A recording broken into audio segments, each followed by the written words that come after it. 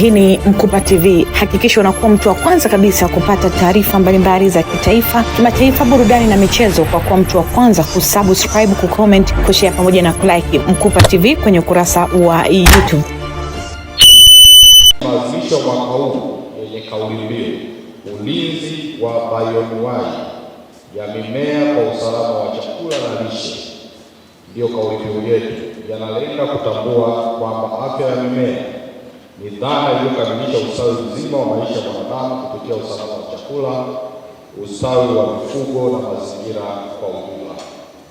Ndugu wananchi, mimea ni msingi wa maisha duniani kwa kuwa chanzo cha chakula, madawa, malighafi za viwandani na huduma za mazingira kama vile hewa safi, mvua, malisho ya mifugo na kadhalika.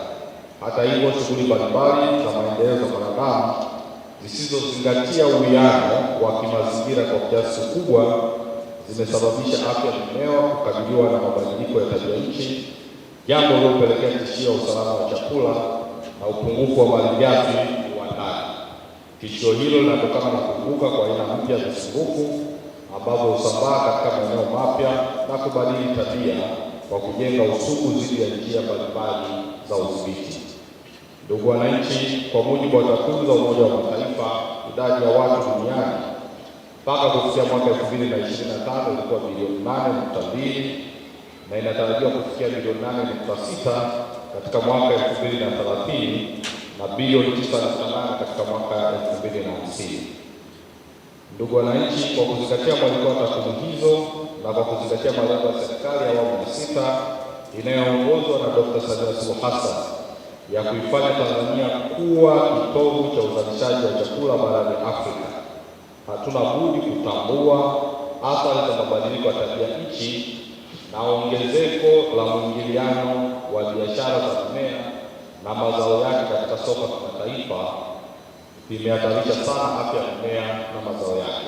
Katika kufikia malengo haya, TPHPA ina mchango mkubwa kwa kufanya udhibiti wa visumbufu vya mazao ambavyo vingeweza kuathiri uzalishaji wa mazao hayo na hivyo kuathiri utoshelevu wa chakula. Kwa mfano, ukiangalia udhibiti wa baa la panya, mamlaka imefanikiwa kudhibiti panya waharibifu wa mazao katika mikoa 19, wilaya 68, kata 638, vijiji 1669 na tuliweza kuokoa jumla ya ekari za mazao 408,109 za mazao, ambapo jumla ya wakulima 66,511 walifikiwa.